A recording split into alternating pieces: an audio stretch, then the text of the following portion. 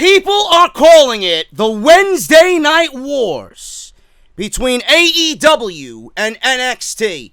But what I don't think people realize is that it's not a war between All Elite Wrestling and NXT. It's actually a war between Vince McMahon and Vince McMahon's own ego. On this podcast today, we remember NXT and why the move to the USA Network will see the death of NXT right here on Off the Script.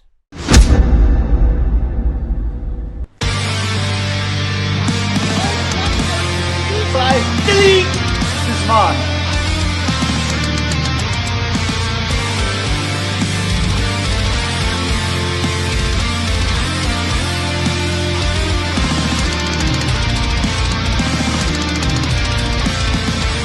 Alive with you.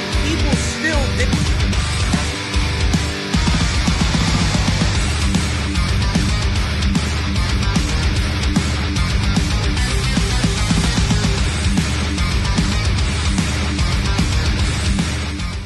If you came to me 2 years ago and told me in the year 2019, right before we get into the fall season, that NXT would be dead, or the possibility of NXT could cease to exist, I would not have believed you. Even this year, you go back to January 2019 and say those same things to me, and I probably would not have believed you. September 2019, folks, we'll see the end of NXT as we know it. Now, we could all be jumping the gun severely. We could all be freaking out over absolutely nothing, but this is WWE. Do they ever take things and do what we expect them to do? No, they don't. They always do what they want to do, and more times than not, what they want to do is what not to do. This is one of those instances. NXT is so special to not only me, but to everybody else. And I sat here on Monday afternoon. You guys are seeing this on Tuesday. I guess you can kind of consider this an official yet unofficial part 3 of the podcast, because I didn't do anything on Sunday because I just got back from Boston. And I didn't do anything on Monday because I knew what we were going to get on Monday night with the rumors of an announcement being made. I waited till Tuesday.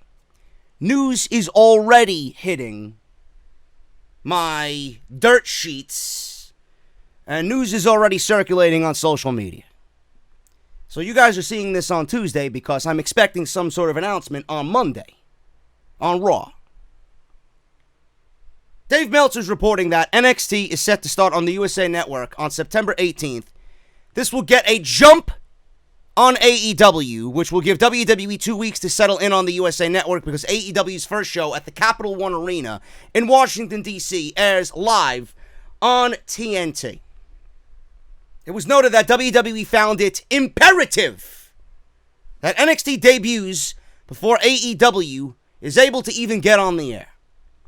Therefore, they got to work on making this happen. However, with such a short amount of time to advertise, WWE, I'm recording this on Monday afternoon before Raw. Like I said, you guys will be seeing this on Tuesday. More than likely, there will be an announcement tonight on Monday Night Raw. One would think, with a date so close to happening, that the locations for the early shows would also be announced tonight. Chris Jericho appeared on Busted Open Radio on Monday, and he let the cat out of the bag in regards to NXT coming to the USA Network. Of course he did, because Chris Jericho is a dick, and I love it. In fact, he went ahead and seemed to ruin WWE's big announcement ahead of Monday Night Raw. Y2J said that NXT will be debuting on the USA Network starting on September 25th. This is exactly 1 week before AEW starts on TNT to officially start the Wednesday Night Wars. Now, Meltzer's reporting September 18th. Jericho is saying it's September 25th. I guess we'll find out on Monday Night Raw. So if you guys are listening to this on Tuesday, you guys will have gotten, I should say, any one of those two dates. John Fisher said of Chris Jericho's big spoiler, well, if Chris Jericho is correct, and often he is, NXT is set to debut on the USA Network on September 25th from 8 to 10 p.m. Eastern. Reports say he spoiled it on Busted Open Radio and their podcast on Sirius XM. Now, the fact that Chris Jericho spoiled anything WWE related brings a smile to my face because they fucking deserve it. How smart of that was of Chris Jericho, I don't know, because he let the cat out of the bag and he also let everybody know that, listen, we have competition on Wednesday nights. Now, AEW might not give a shit about competition. Don't know why that they would. WWE clearly gives a shit. Otherwise, they wouldn't be going through all this trouble to move NXT to USA Network and put it at now a 2-hour time slot. But Chris Jericho, if you really want to think about it, has raised now awareness for NXT and this move to the USA Network at their new time slot, staying on Wednesday nights to battle them on Wednesday, USA Network versus TNT. I always go back and think about the phrase, if it's not broken, don't fix it. If it's not broken, don't fix it. Normally, what is not broken, they tend to fix, and what is very broken never gets fixed. That is clear as day here with the WWE. NXT was not broken in any sense of the word. It was not broken. The only time it was broken is when Vince McMahon wants it to be broken by pulling a mass exodus of talent and leaving Triple H to struggle with basically nobody ready in the PC. That's happened on more than one occasion. And more times than not, when something is very broken, Monday Night Raw, I can't get over this cold, man. I still got remnants of a head cold. Raw. Oh. It never gets fixed. It never gets fixed. Vince McMahon should concentrate on progressing Monday Night Raw into the show that we all expect it to be, being that it's the flagship show of Monday night and WWE in general. If it's not broken, don't fix it. I always think back to my band. I think back to my band Risen back in the day. We were young, we were in high school, we wanted to be cool, we were rebels. My brother was drumming, I was rhythm guitar, our buddy John was vocals / rhythm guitar, and our bass player, Poos, if he's listening, what's up, man? Artie, handling the bass. We always went about a natural progression of the band. We never fixed what was not broken. I remember back in the day we talked about writing music, and we had this one song called Day's End. It was very Metallica inspired. There was another song called Rebel, which was very Metallica inspired. A lot of our earlier songs were very generic yet Metallica based, because that was where our main influence came from. Then we started to branch out. We started incorporating a little death metal into our act. Started listening to some Cannibal Corpse. Started listening to some At the Gates. Started listening to that Gothenburg style, melodic death metal. Haunted, The Crown. You know, we got some big death metal influences in there with, like I said, Cannibal Corpse, Malevolent Creation, Chrysion from Brazil. Some of these bands you probably never even heard of in your entire life. I'm just rambling. But I'm going somewhere with this. We incorporated these different styles, and then out came one of our songs called From the Depths. This was a song that catapulted us to start writing a different style of music, and that song was used as a foundation for us to build as a band. That was the groundwork for every other song that came after it. If it's not better than From the Depths, then it's not really going to make the cutting room floor. And every single song that we wrote a song, and if it wasn't better than the last one, we dumped it. Every single song that we wrote, the next song after that, if it wasn't better, cut. Natural progression. That is a natural progression of a band working together as a team. I always think about if it's not broken, don't fix it in a very musical sense. Metallica and Slayer, Exodus, Testament are perfect examples. These are bands I listened to growing up. Exodus rarely ever changed their sound. In fact, they're making better music now than they ever have. Gary Holt is an amazing guitar player. Testament, you cannot get better than Chuck Billy. You can't get better than fucking Alex Skolnick and Eric Peterson. And they've had a revolving door of drummers over the years. They are fucking amazing at what they do. Better than they were in their earlier years. They're so much more compact as a band nowadays. They have a full direction on where they want to go. Not saying all their newest stuff is the best stuff ever, but that's the style that I expect from Testament. Metallica, the same thing. Metallica is probably the best example of the if it's not broken, don't fix it. Kill 'Em All, Ride the Lightning, Master of Puppets, and Justice for All were groundbreaking albums, some of which I'm sure you heard of, and I would not be opposed to you telling me that some of those albums were the greatest heavy metal albums ever written. But after that, then came the Black Album. The Black Album is something that a lot of people at first listen was like, what the fuck is this? Why am I listening to Enter Sandman? After the last album we got One. And we got Blackened. And we got the title track. Right? Frayed Ends of Sanity. Harvester of Sorrow. What happened to that shit? Before that, Master of Puppets and Orion, Damage Inc., Battery. So on and so forth. Then we got Of Wolf and Man. And then we got fucking Unforgiven. Sad but true. Like, what am I listening to here? But the more you listened, the more you understood the natural progression of the band. That doesn't mean that Kirk Hammett was a shitty guitar player, because The God That Failed is one of my favorite Metallica solos of all time. You know? My Friend of Misery is one of my favorite Metallica songs, period.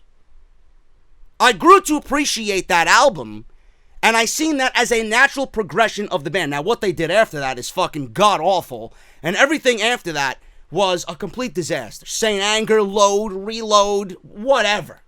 That shit was fucking horrendous.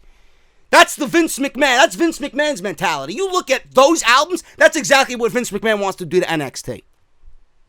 Slayer is another example. You know, a lot of people did not like Diabolus in Musica. I honestly love that album, and I sit here and I ask myself why people hated this album, but when I listen to it, it's the most, as far as sound goes, and as far as the way it was produced, a lot of that had to do with Rick Rubin, but it was the best sounding Slayer album in every aspect, from Tom Araya's vocals to the guitar playing, to the sound of the guitar, the drums, the intensity. I love that album. I'm not saying it's the best Slayer album. I'm never going to choose that over a South of Heaven or a Raining Blood. But we have a situation where they always stuck to their guns. They knew that they did not need to stray from what made them so successful. And a lot of these bands, you know, Metallica with Hardwired and the album that came before Hardwired, it sounds so forced because they know that everything around them, everybody around them, Death Angel, Exodus, Testament, all these bands, Anthrax even, still making music now that is so much better than what Metallica's doing. And Metallica, just to keep up, they feel like they need to compete and they need to go back to that somewhat of a Metallica sound. They need to go back to their roots, yet they can't do it anymore. They tried it once and it worked with the Black Album. Then they went and did something different, and they broke what was really in no need of fixing. And then they tried to get back, but they put everything together with fucking Scotch tape and Elmer's glue. And now you see where they are now. They're a shell of their former self, and you couldn't pay me to sit through a fucking Metallica concert now. I've never seen Metallica live. You couldn't pay me to fucking sit there and listen to James Hetfield at fucking near 60 years old fucking sing, hey, hey, whatever the fuck he does. Garbage. Complete garbage. You know? Can you just imagine a 60-year-old James Hetfield singing Battery? If I want James Hetfield, I'm gonna listen to fucking the 1987 version of James Hetfield. If it's not broken, don't fix it. WWE clearly thinks NXT needs to be fixed. WWE clearly thinks NXT is in need of a fix. Nobody has the best interest at heart here for NXT. Nobody. Because if they did, this wouldn't be happening. This is not a natural progression of NXT. This is the death of NXT. I'd put that in the title, but I get demonetized. This is the death of NXT, folks. A natural progression of NXT is taking everybody and everything down in NXT and moving it to a live atmosphere. That's the natural progression. Vince's natural progression of NXT is littering it with main roster talent and not living up to the NXT formula. Bringing in main roster talent and killing the essence of NXT. Just like Load and Reload killed the essence of Metallica, Vince wants to bring Load and Reload to NXT. Dead. Don't give a shit how much money WWE is worth. Nobody's going to respect and appreciate that version of NXT. A natural progression is taking Velveteen Dream, The Undisputed Era, Matt Riddle, Keith Lee, Dominic Dijakovic, Pete Dunne. Everybody, Street Profits, everybody there. Shayna Baszler, Kairi Sane, Candice LeRae, Bianca Belair, Deonna Purrazzo, everyone there. Take them, showcase them, mold them into people's minds, eyes, and ears, and make them see the future of NXT and the future of WWE programming. Because the natural progression is to get everybody to the main roster, to get everybody from NXT to Raw and SmackDown, and get everyone just continuing to grow and climb that ladder. This is natural progression. If you stray from that, you're only going to harm the overall product and the overall brand. Natural progression does not mean bringing Seth Rollins into NXT to go one-on-one with Tommaso Ciampa. Natural progression doesn't mean bringing in a Daniel Bryan and having him go to NXT to have a one-off match with Johnny Gargano. That's not natural progression. Natural progression for Johnny Gargano would be to go to the main roster, build him up as something important, and then build him to a match with Daniel Bryan at a WrestleMania or at a SummerSlam. That's natural progression. Bringing Daniel Bryan down to NXT is going backwards. Because by you doing that, you're pushing everybody else that you're not seeing on television and everybody else training at the Performance Center. You're pushing everybody back. And you're not giving them any opportunity. Any opportunity. Those guys would never have an opportunity to even get close to being on TV. Why? Because you want to put NXT on Wednesdays to compete with AEW. You're going to put an Eric Bugenhagen? Though I love Rick Boogs. You're going to put an Eric Bugenhagen on NXT to compete against AEW? If that's the case, there's no reason to move it to move NXT to the USA Network. You might as well just keep it on the WWE Network. At least then, its true essence would remain. Natural progression. Natural progression. This is not a natural progression of NXT. This is the death of NXT. Vince McMahon is the only one who wants a war, folks. Vince McMahon is the only one who wants a war with AEW.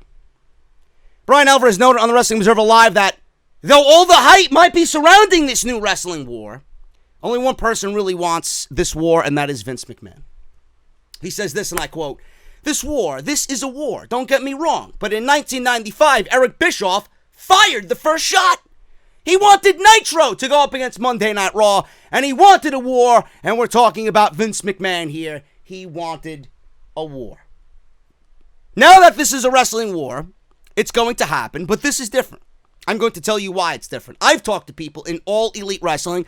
I've talked to people in WWE, and yes, Nick Jackson sent out a little tweet this week saying, bring it on. The Young Bucks tweeted on Monday, we're not afraid. It's in the goddamn thumbnail. We're not afraid, is what they said. They're ready for this. They're ready for a war. They know what they're getting themselves into. The reality is that there's one guy who is gung-ho crazy about having a war, and it ain't Tony Khan, it ain't Chris Jericho, It's not Cody Rhodes. It's not the Bucks. It's not Omega. It's not Triple H. It's Vince. Vince is the only one who wants a war. I've heard from people on both sides. This is just not AEW. This is WWE side as well. People are asking themselves, really? Do you know how much this sucks to be in the shoes of a WWE production person? End quote. Now, Brian Alvarez mentioned that Vince McMahon wanted this. He's the only one who wanted this. I guarantee you, if I sat Triple H down tomorrow, face-to-face, man-to-man, no microphone, no camera, and I ask him, Paul, give me your honest answer. Do you want a war with AEW on Wednesday nights? The answer that Paul Levesque would give me is the answer of no. The answer of no. He doesn't want to go head-to-head with TNT. Why would he want to go head-to-head with TNT? What has Triple H done to show he is afraid of All Elite Wrestling? In fact, Triple H did exactly what we expected him to do, because Triple H is a fucking man who knows what he has in the product that he runs. All you need to do is go and look at NXT TakeOver 25. Go look at NXT TakeOver 25 and tell me to my face that those first two matches weren't as big of a statement than anything that this company has done in rebuttal of AEW. You don't put on a Matt Riddle, Roderick Strong match with no championship on the line and have it come out that good if it's not a fucking statement. That wasn't even a Triple H. I guarantee you that wasn't even a Triple H initiative. They went out there and probably did that on their own accord because they know. They know. They know what happened in Vegas. They know what's happening in Chicago. They are going to let their actions speak the biggest volumes. That's exactly what Matt Riddle and Roderick Strong did. That match ended up being the best opening match to any pay-per-view this year. No matter where you look. I don't give a shit who you bring me. That was the best match on any pay-per-view to open a show this year. Why is Triple H so afraid? Why would he be so afraid? The answer is no, he doesn't want a war. Why would Triple H jeopardize what he's built to compete with a wrestling promotion that hasn't had one weekly television show yet? I have so many more questions than anyone regarding this topic because NXT has been a staple in our lives for as long as it's been around. I have more concerns than the average viewer because we all know how Vince McMahon operates. We all know what Vince McMahon is thinking. What is Fox thinking? What is Fox thinking? Well, there's a report that Fox is not thrilled with Vince or WWE at all right now. Meltzer explained this situation on the Wrestling Observer Live, and it's not hard to believe that Fox is pissed. Fox is pissed. After all, they really seem to think that NXT is coming to FS1. Not anymore. Not after today, because they clearly thought it was coming. They told affiliates about the NXT change. Fox obviously thought they were getting the Wednesday show on FS1, and FS1 obviously lost God knows how many hours with UFC programming, which hurts them because UFC programming is some of the strongest stuff that they had. Now, Fox Sports 1 had the NASCAR, and I don't know who the fuck watches NASCAR, but to each his own. NASCAR on FS1 was the strongest thing that they had. UFC was very strong, probably the second strongest after the NASCAR stuff on FS1. Part of the deal was the idea that the money that they were going to spend on UFC, they were going to spend on the WWE. They had a shot. But the thing is that if nobody said anything, then people would be like, whatever. But they told their affiliates that they were going to be getting NXT, and now they're not. So that tells me that they thought strongly. So now you've got a thing where they're thinking, okay, are we gonna? It wasn't like we're going to have 2 hours of SmackDown and then we're going to have this talk show and we're going to get all this other stuff. They were going to get special programming. They were going to get SmackDown. They were going to get the talk show. They were going to get NXT. Fox was going to be the centralized hub of everything WWE. It was like they thought they were going to be the WWE station. But they're going to have 3 hours of Raw on USA Network. They're going to have 2 hours of NXT on USA Network. They got Miz and Mrs. on USA Network. They got Stone Cold Steve Austin and his new show on USA Network. USA Network is the WWE channel, and Fox is not. When Fox thought that they were getting all this content from WWE to replace UFC. Fox paid $1 billion for WWE. $1 billion. If you think SmackDown Live and some unnamed studio show on Tuesday night are worth $1 billion in its current state, then you're an idiot. You're a complete fucking idiot. And whoever brokered the deal with Vince McMahon is a bigger idiot. Fox paid for WWE content, meaning all of it, outside of Raw, which they knew was NBC Universal.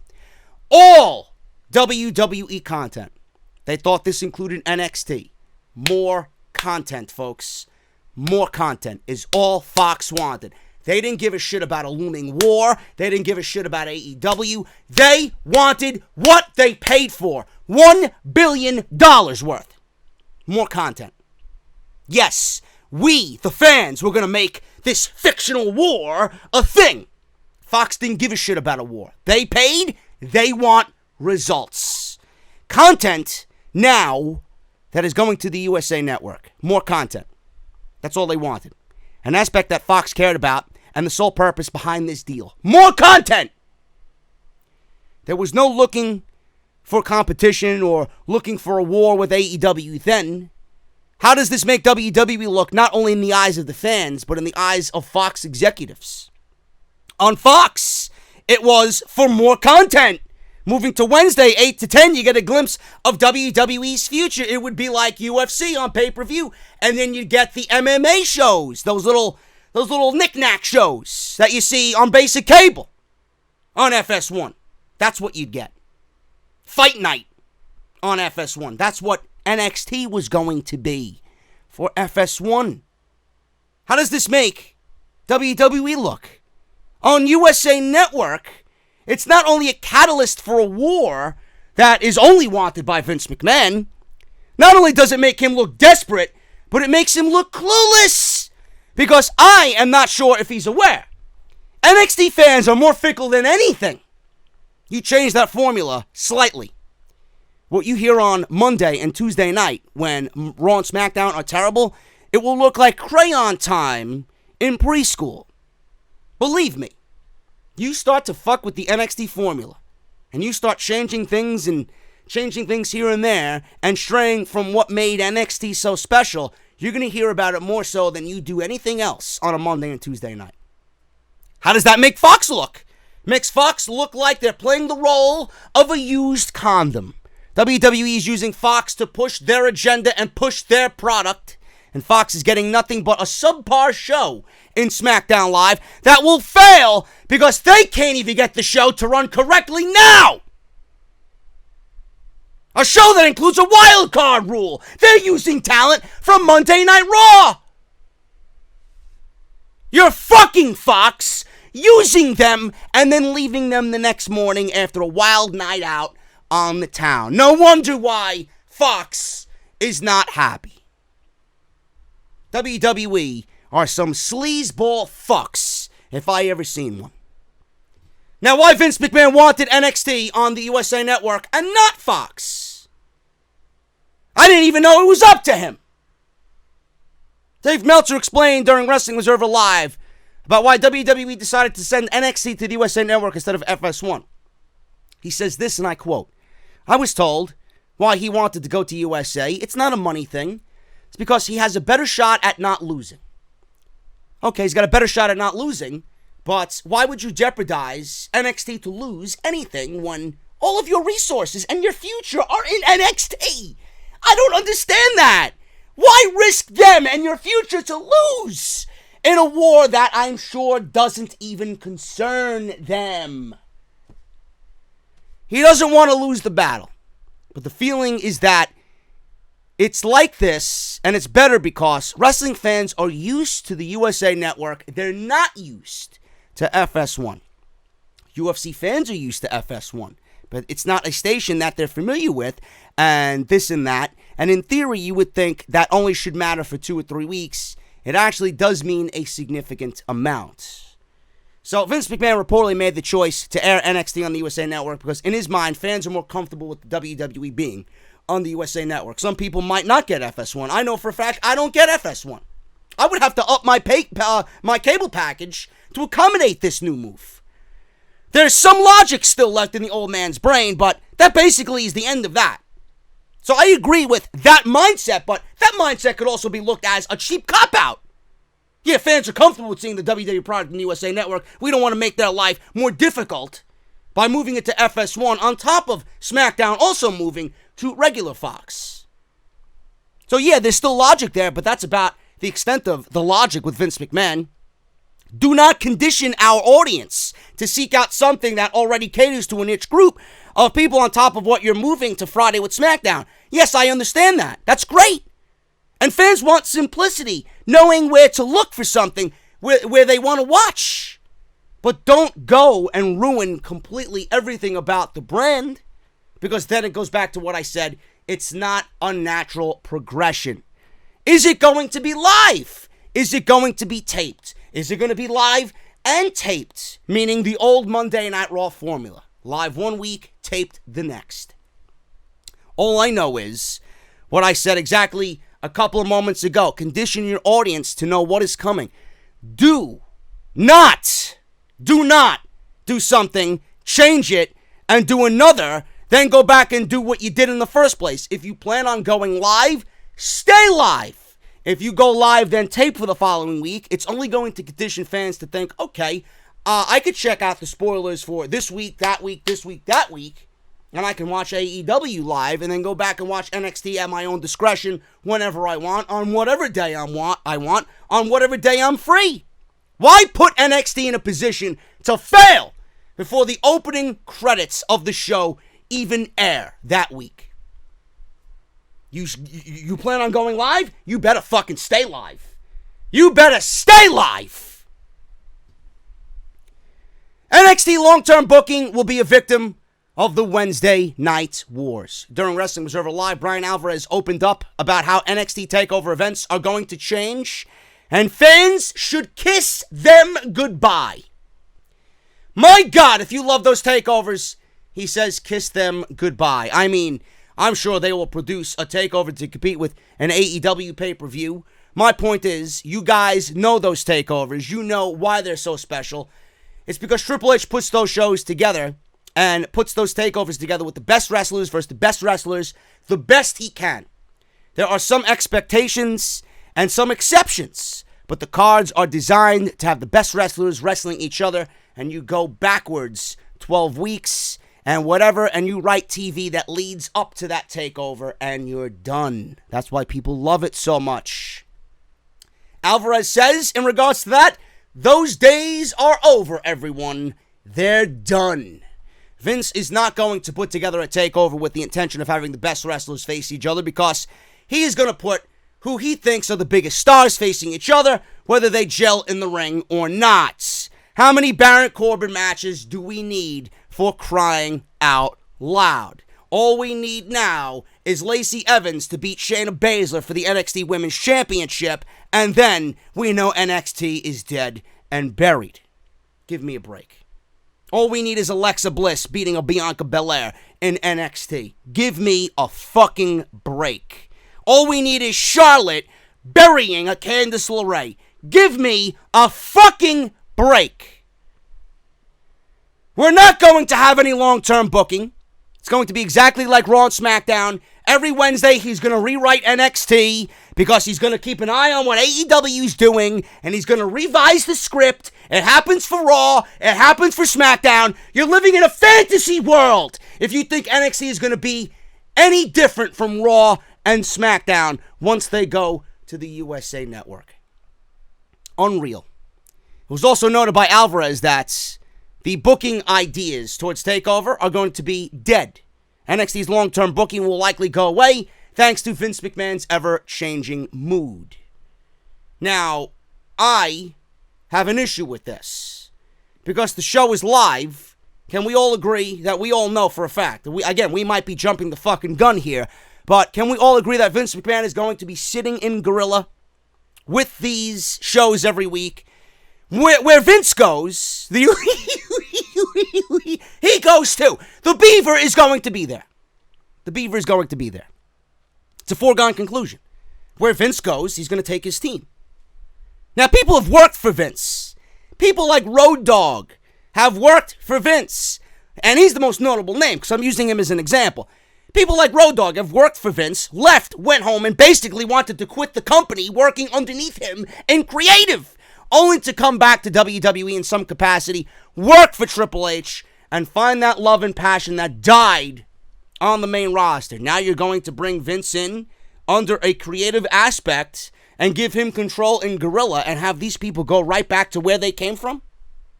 What aspect of Triple H, in your eyes, cannot run NXT full-time without Vince McMahon? I don't understand this. He has run NXT since its inception, has gotten better every single time, with NXT call-ups and exodus of talent pulled by Vince McMahon's hand. He's battled through everything. Takeovers constantly are the best thing that this company does. Every quarter, every year. What makes you think with NXT, takeovers, NXT UK, that Triple H isn't capable of running a 2-hour weekly show live where Vince McMahon is not involved? What about NXT is so special to all of us? Storylines. Everything about NXT is storyline driven. Continuity. It builds towards a takeover. Building towards takeover. All of this is going to go right out the window. You think Vince McMahon's going to sit there and be patient enough to have 12 weeks of fucking television play out at a big takeover event when the mentality is on the main roster that they don't even know what the fuck they're putting on Monday Night Raw to build towards the pay-per-view? On a main roster where SummerSlam, your second biggest show of the year, was built in 3 weeks. Some of those matches put together in 1 week. Folks, anything I've talked about here is the death of NXT. The death of NXT. I'm not even done. With Vince being in Triple H's seat, or sitting next to Triple H in Guerrilla, what does that mean for the commentary team? Seriously, what does this mean for the commentary team? Mauro left SmackDown Live because Vince hates Mauro's type of commentary. Mauro produces because it's pro wrestling. He's the best voice in this business. Vince needs to understand that this isn't sports entertainment. You cannot take Mauro Ranallo and script a man like Mauro Ranallo because Mauro is too creative to be guided by some fucking simpleton like Vince McMahon. You have one of the best voices in this business. A voice that AEW would absolutely fucking shed blood over to have. Now you have him. You're going to script him and drive him away from NXT like you did on SmackDown Live? You're going to bully him on commentary like you did when he was on SmackDown Live? Or are you going to let this man produce and make your brand better so that it could compete in your fictional fucking bullshit with AEW? Do not touch the commentary team. Do not. That's their strongest aspect. Don't. We don't need fucking Michael Cole 3.0 on NXT. Another thing people are not talking about. And I don't think people are really understanding the fucking, the overall damage that this is going to do to NXT. I'm happy to be saying this because I know nobody else has mentioned it. AEW sold out Washington, D.C., Boston, Philadelphia, and I'm sure every other house, every other Monday night house they have, it's going to be sold out. It's going to be sold out. Now, AEW is selling out the Capital One Arena. They got, 13,000, 14,000 people? The other venues that they have are much smaller. I think they sold like 6,000, 7,000 seats for Philly, maybe 5,000, 6,000 seats for Boston. Those are much smaller venues, but that is the right mentality. They want the main show, the big show, number one show, to be full on. So they sold it out. The other shows, they're going to continue to build their audience and continue to give the product that they envision to the audience in hopes that every single time out, every Monday, it's going to get a little bit easier to sell out because the fans now are conditioned to what AEW is going to start producing. But when you're watching this on television and you're picking up the remote control and you're guiding yourself through TNT and the USA Network and you see these two wrestling shows on both channels and you look at AEW in front of a 7, 8, 9,000 seat venue, sold out, when you see AEW on Wednesday, October 2nd with 14,000 fucking people, right? And then you go to the USA Network and you see NXT with 400 people at Full Sail University. What do you think that's going to say to the casual viewer? What do you think that's going to be perceived as? Well, who the fuck are these guys? Look at how many more people are watching this. I'm going to go watch this because this is where everybody's gravitating towards. Everybody is here. Everybody's focusing on this. Meanwhile, I go here and there's only 400 people in the crowd and this must be a minor league promotion. Don't you care about the well-being of NXT? Not only with what you do creatively, but the well-being of NXT visually. How is it going to look visually if NXT is every single week at Full Sail University in front of 400 fucking people and AEW is showcased on TNT with near sellouts at 10,000 people? AEW selling more tickets than people have on Monday Night Raw. Monday Night Raw doesn't sell out. Monday Night Raw is lucky if they got 3,000 fucking people in the audience. AEW is selling out 14,000 seat venues. It's not a good look. You're making NXT look weak and inferior to the AEW product just visually alone. But nobody thought of that though, right? Yeah, I'm sure nobody thought of that. Let's get the jump on AEW and put NXT because it's such a great product against AEW. That'll show them. NXT is like an underground metal concert. This is another thing that people don't really talk about or haven't thought of. It's like underground metal. It's popular, but it's not mainstream. It's edgy. It's cool. It's what the big boys should be doing. I attribute heavy metal to wrestling and wrestling to heavy metal. It just goes hand in hand. No rap. No fucking pop. No punk. This is stupid shit you hear. This fucking cringy garbage you hear on the mainstream radio. It's what the big boys should be doing. Is NXT going to thrive as a brand that is edgy, cool, and not mainstream in a mainstream spotlight? Will we continue to see Triple H's team push the brand in a way that we all love?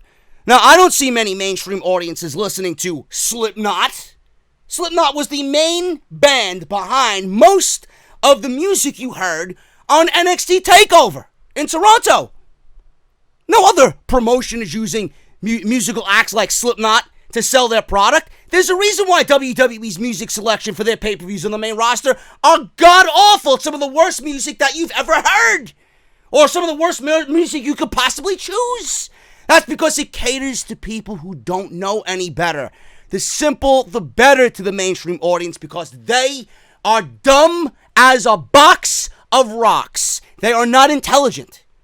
They don't want noise and overly complex tunes. They want something simple and catchy and poppy and sing-along. That's why the main roster music selection is fucking awful. Is that going to be a thing on the USA Network? Is that going to be a thing? Going back to why Vince wanted NXT on the USA Network. Yeah, his reason is okay. His reason's okay. It's more of a conditioning thing with the fans. The fans know that WWE is home on USA. How much of it? Here's another thing. It's in my... I have everything written out here, man. I prepared for this motherfucker like you wouldn't believe. How much of it is that? Or is it? Because if you look at the statistics, FS1 is in about 86 million households. TNT is in about, I would say, 88, somewhere around there. USA Network is upwards towards 90, 95 million households. How much of it is Vince McMahon's own ego, wanting to get the jump, not only by producing NXT on the USA Network in their new time slot, at their new hour, for 2 hours, early. How much of it is Vince McMahon wanting to get the jump on AEW by gloating, oh look, we're on a network that's in more households than TNT. Yet, Vince doesn't realize that how many of those 90 million watch WWE programming on a weekly basis. How many of those people, how many of those 85, 86 million people on TNT are going to watch AEW on Wednesday nights? It's so stupid and so petty that I could honestly believe Vince McMahon moving NXT to the USA Network is for that specific reason alone. Petty. Absolutely petty. Now, the main roster talent. Here's another aspect of this that I want to go over. The main roster talent is more than likely going to be wrestling on NXT, which is an absolute death nail. It's a death in the fucking coffin. NXT thrives on storylines, character development, and everything else that we know the main roster does not do. Excuse me, I'm recording here. Thank you. Everything that the main roster doesn't do, NXT seems to do. With Kevin Dunn being involved and Vince McMahon being involved, you know, they do things in different ways. How many times have we seen someone come up from NXT, whether it's entrance or theme music or a look or a certain nuance that they do in their entrance? How much of it stays the same coming up from NXT? When Vince McMahon and Kevin Dunn get their hands on NXT talent, things change. These little things change from, it could be Ricochet's lasers, it could be adding stupid fucking sound effects to their overall fucking entrance. The best thing I could honestly say is look at Lars Sullivan. When Lars came out in NXT, the man's entrance was beyond epic. Him standing in the spotlight, him and his shadow just engulfing the fucking camera with the spotlight shining down on him. You didn't see anything close to that on the main roster. He came out like a generic fucking big man because that's what the mentality is on the main roster. He's a generic oaf. Yet they didn't make him feel or look special in any way. Yet NXT went out of their way to make Lars Sullivan look fucking special. Look at Damian Priest. How much of what Damian Priest and his entrance does now would remain on the main roster? You think you'd be seeing the fucking bow and arrow shit? You think you'd be seeing the flames? Baron Corbin's another one. Look at Baron Corbin's entrance in NXT. How epic that was. With the fucking spotlight. And his entrance in old NXT. Look at all that. Is that remained? They got rid of the fucking demon. They got rid of the demon. They killed Nakamura. And the theme song that they created for him in NXT. How much of it is going to remain? Which poses another question. If NXT and the PC is there and exists for this very reason alone, why do you even have a PC? Why do you even have people in their positions to do these things if you're only going to go in there and fucking change anything and everything anyway? You know what I'm talking about? Why do these people come up with these creative ideas only for them to be changed or they're not used at all because now Vince McMahon's got to get involved? How much, again, it goes back to the true essence of NXT.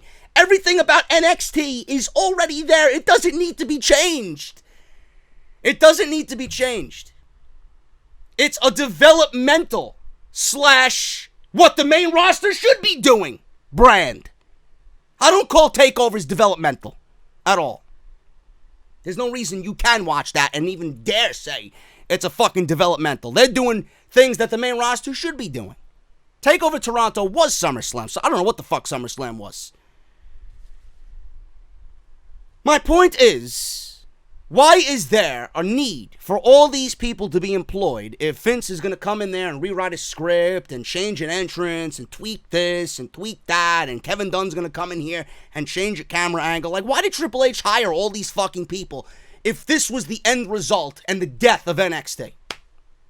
I don't get it. And then the overall aspect of NXT, the Bugenhagens and everybody in the PC, you know, everybody in the PC that are waiting to be used on TV. They're not going to be used on TV now.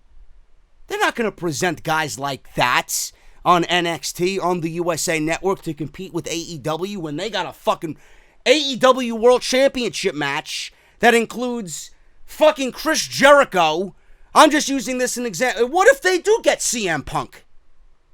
Has anybody thought of that? What if they do get CM Punk and he's on Wednesday nights in the main event with Kenny Omega? What are you going to do then? You're going to put a fucking Keith Lee or a fucking Dominic Dijakovic or a Bugenhagen? No, you're not. You're going to use a Daniel Bryan and you're going to put him in the ring with a Tommaso Ciampa. You're going to use a Johnny Gargano. You're going to put him in the ring with a Seth Rollins or an AJ Styles. You're going to use a Pete Dunne. You're going to use guys like that. You're going to use guys like that. You're going to do Adam Cole versus fucking Randy Orton. You're going to use guys like that. And then it's going to go against everything that NXT is. And the storytelling and the long-term planning is going to go out the window. And then we're going to start getting NXT takeovers to feature fucking WWE fantasy matches that are just there as that, fantasy matches. But how engulfed are we going to be in the overall product when we see matches like that, when that should be the end result for your main roster?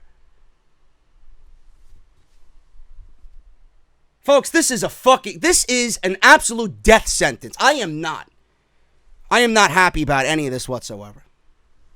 Everything we know about NXT, man, again, we might be jumping the gun. We might be over stressing ourselves. We might be just scared for nothing.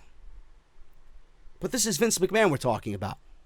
Has Vince done anything right by your fandom? Has he done anything right in your eyes? And I'm using the last 3 years as a perfect time frame. How many stop and start pushes has he given guys that we expected to be Universal or WWE champion? How many? How many ripped scripts did we read about Vince McMahon ripping up hours before the show, only to continue writing the show into the second and third hour of these shows? This is what you want for NXT? I never hear Triple H or anybody on his team ripping up a fucking script. Continuity. Show after show after show after show. They have long-term planning. The fact that they're live.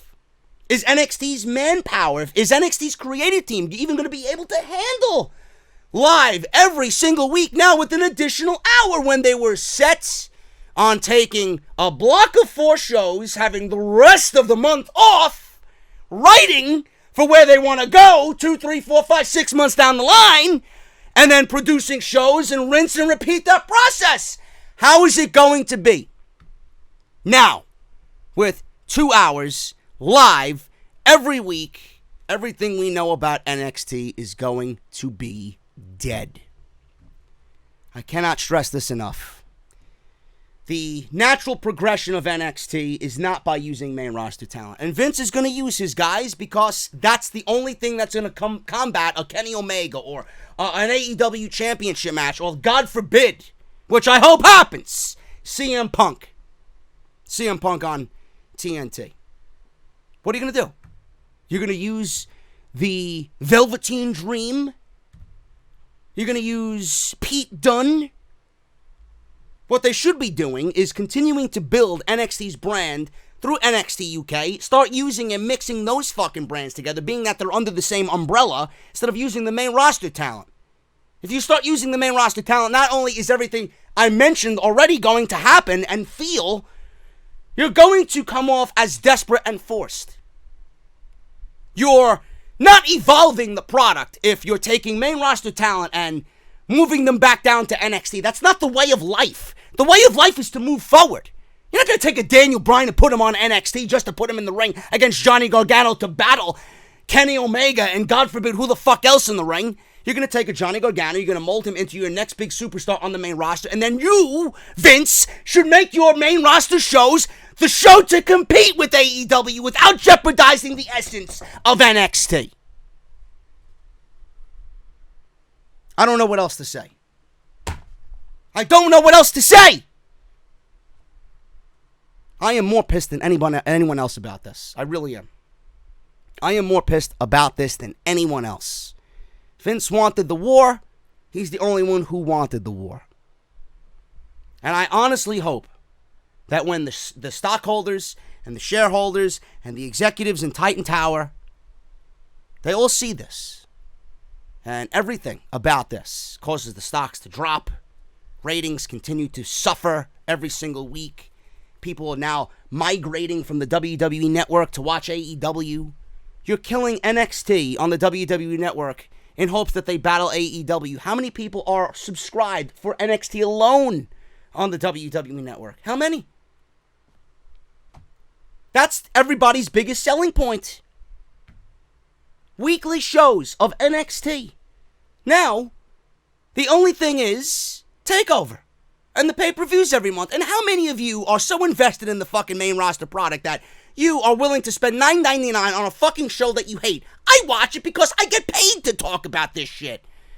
Realistically, how many of you are going to sit around and wait and have WWE take $9.99 out of your fucking account for one takeover every single quarter? You're going to go find other ways to watch it. Or you'll wait. Or you might not even watch it at all. You might not watch it at all. You might use a buddy's account. How many of the network subscribers are going to cancel their network subscription because NXT isn't featured every single week? I don't know, man. I don't know. Whatever the case may be, listen, I'm done talking about NXT. I want to do one more thing before I get out of here. And I want to talk about the King of the Ring. Now, we all know that the King of the Ring is one of the biggest pay-per-views that WWE could possibly ever bring back. I honestly think the King of the Ring should mean something. I think it has a place in WWE where everyone just talks so much and so highly about the G1. Tournaments like that have a place in the calendar year. Now, I'm glad WWE is bringing back the King of the Ring, but I do feel like they're bringing back the King of the Ring for a specific reason, and that is for a ratings ploy. We all know it's probably used to get a ratings boost. But WWE has the King of the Ring tournament. And I love the fact that they're making it sound so prestigious. But how prestigious is the King of the Ring tournament? Really, how prestigious is it when we've had two kings crowned in the last 10 or 11 years? Correct me if I'm wrong. How many King of the Rings have we had in the last 10 years? 2. And what did it do for those guys' careers? Wade Barrett, no longer with the company. They fucking killed him upon arrival. And then Sheamus. What did it do for him? It did absolutely nothing. Wade Barrett came out wearing fucking aluminum foil on his fucking hat, on his head. They didn't give him a fucking push as King of the Ring. They buried the fucking guy. I swear to God, I remember Sheamus wearing like a fucking cardboard crown. That's what they thought of the King of the Ring. How prestigious is the King of the Ring if WWE's only crowned 2 in the last 10 years? The format should be in the format of a pay-per-view. The entire tournament should be taking place in one night, with the winner getting a number 1 contendership for whatever championship that they choose, whether it's a SmackDown or Raw title. If the Cruiserweight Classic, and the winner of that gets a title shot at the Cruiserweight Champion, if the Mae Young Classic gives you and the winner a championship match, if the G1 and the winner of the G1, after all that, gets a title shot at the Tokyo Dome at Wrestle Kingdom, then the King of the Ring should be about something. And yet we have not had anything announced as far as what the winner gets. As far as I'm concerned, the winner's getting nothing more than a fucking crown and a silly little cape. The pay-per-view was great. I always talk about the 1993 King of the Ring. Bret Hart won it all in one night. 3 very different matches with Razor Ramon, with Mr. Perfect, which, in my eyes, in 1993, that was the match of the year. That was easily one of my favorite matches ever, period. Highly recommend you guys go back and watch that. And then Bam Bam Bigelow. And Bret did not win with the sharpshooter in any instance. It was all fluky wins. Come from behind wins. He rolled up Razor Ramon, and he surprised him with I think it was like a roll-up of some sort. And then he beat Mr. Perfect with a reverse small package. And then he beat Bam Bam Bigelow with a victory roll. He didn't use the sharpshooter once. And watching his journey throughout that entire tournament was an absolutely beautiful thing. Now WWE has 16 men. And I'm glad that we're getting it. But I am not really hopeful that WWE is going to maintain the essence of what the King of the Ring should be. They haven't done anything with it beforehand. And we have some filler in this tournament. And I honestly feel like they're using this as a catalyst to further Kevin Owens and Shane McMahon. And that's the only reason why they're doing it, outside of clearly a ratings grab on Monday and Tuesday nights. Is it because they legitimately wanted to bring it back? Is it a Paul Heyman directive? Is Vince changing his minds on tournaments? I don't know. I prefer it to be a pay-per-view in the middle of the summer, with it being the bridge to SummerSlam. Have it happen in one night, because if it is just the finals in a pay-per-view setting, then it doesn't really deserve or warrant the King of the Ring name. If you're going to label an event the King of the Ring, it should be a tournament that happens in one night. That's neither here or there. Those are my quick thoughts on the King of the Ring. Now, I'm going to go over these brackets here quickly, because I have it all here. We got 16 men this year, outside of the regular field of 8. Cesaro, Samoa Joe, Ricochet, Drew McIntyre, Cedric Alexander, Sami Zayn, The Miz, and Baron Corbin on Monday Night Raw side. Kevin Owens, Elias, a loser, Ali, Buddy Murphy, Chad Gable, Shelton Benjamin, Apollo Crews, and Andrade Cien Almas. Now, if I was to pick a winner here out of this field of 16, I would go with Andrade Cien Almas, because I think King Andrade and Queen Zelina, I mentioned this 2 weeks ago, it would be fantastic. It would be fantastic. Or I mentioned it last week, not 2 weeks ago. I mentioned it on Monday when I did the Raw podcast. That's who I'm going with. Now, I don't think they're going to win, but that's who I would make the king and queen of WWE. Just by looking at this, some are very predictable. Now, I made, in joking, Baron Corbin making it to the finals with Kevin Owens, and then Baron Corbin giving way to Shane McMahon, and then Shane McMahon beats Kevin Owens in the finals, and then we get King Shane. I know I gave you all some unknown disease by that thought alone, and I apologize, but I would not put it past WWE at all. Let's start with the Monday Night Raw side. Cesaro and Samoa Joe, 2 heels. Joe was a heel, then he turned babyface, then he went back to heel. Now, out of the 2 heels here, none of them have any momentum. Just by that alone, I think they're going to cancel each other out. I think Cesaro and Joe are going to go to either a time limit draw, which I hope that they do and institute, or it's going to go to a double countout or a double DQ or something along those lines. Hopefully WWE brings the time limits, 10 for the first round, 15 for the second round, 20 for the third round, and then 30 minutes for the finals. That's simple enough, right? I hope so. I think Cesaro and Joe are going to either a time limit draw or a double DQ or double count. I think nobody is advancing out of Cesaro and Samoa Joe. Ricochet and Drew McIntyre. Ricochet clearly is still going to be involved with AJ Styles. And he's going to continue going after the United States Championship. So why would he win this match and advance to the second round when you can have Drew McIntyre beat him and give us a great match? Yet, I don't want to see Ricochet lose, though I don't see Drew McIntyre losing here either. So I'm going with Drew McIntyre. I'm going with Drew to Claymore kick Ricochet, and he's going to Claymore himself into the second round. So we got Drew McIntyre not only advancing to the second round, but by default, being that he's got no opponent in the second round, he's going right to the semifinals. He's the Bam Bam Bigelow of this tournament, where Bam Bam advanced to the finals in the 93 King of the Ring. Because Tatanka and Lex Luger went to a time limit draw, that automatically went to Bam Bam's favor because he beat Hacksaw Jim Duggan, and he went to the finals. So Drew McIntyre is going to play the role of Bam Bam Bigelow here in this tournament. He's going right to the semifinals. Cedric Alexander versus Sami Zayn. If you have money on Sami Zayn, you're a blithering idiot. Cedric Alexander is going to beat Sami Zayn. Hopefully they give us a good match worthy of Sami Zayn's talents. Cedric's going to win. The Miz and Baron Corbin. Baron Corbin's going to beat The Miz because The Miz is boring. Baron Corbin hasn't been on TV, and I could see him being chosen to go against Cedric Alexander, where that would give Cedric the role of come from behind babyface and him going up against the bigger guys.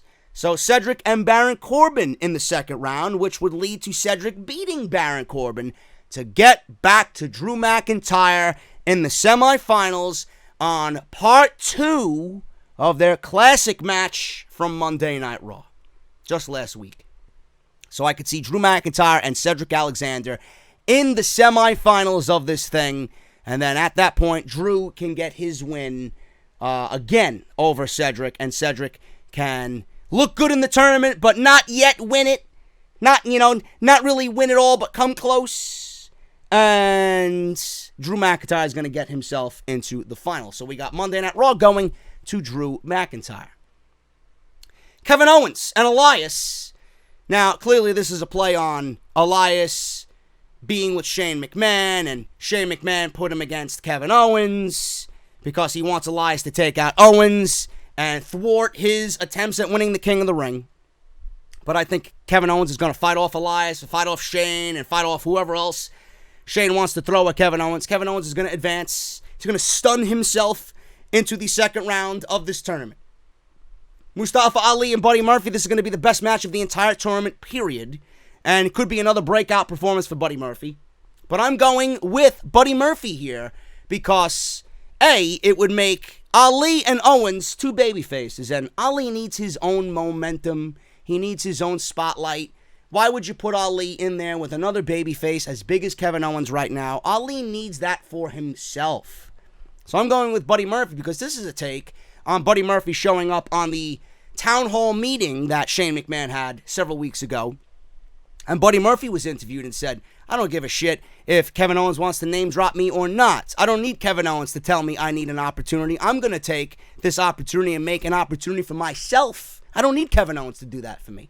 So I could see them playing up to that aspect, which ties into previous storylines. So I could see Kevin Owens and Buddy Murphy in the second round of this tournament. Chad Gable and Shelton Benjamin. I could see this going to Chad Gable. I could see this being a breakout star-making performance for Chad Gable as well, even though he's a 205 Live competitor. And this would make the 205 Live brand stand out because Cedric, Buddy Murphy, Ali, and Chad Gable, all from 205 Live, here we are with them in this tournament. It's going to be great. Chad Gable's going to advance beating Shelton Benjamin. This gives Shelton Benjamin a nice opportunity to show us what he could do at 45 years old. But he's not going to get past his former tag team partner. Chad Gable's going to win.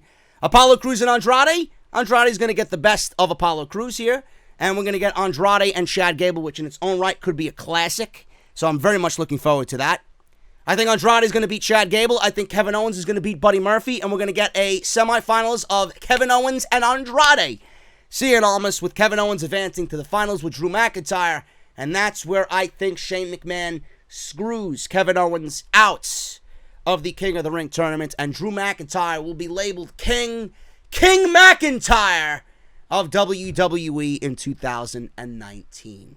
So those are now, clearly, with Monday Night Raw happening, you guys seeing this on Tuesday, I could be completely wrong about this, but the fact that Monday Night Raw has not aired, and we are now sitting here, it's 5:35 on a Monday, we got Monday Night Raw at 8, some of these matches are going to happen tonight, I could be completely wrong, but who gives a shit? I gave you guys my opinion on it, there you go.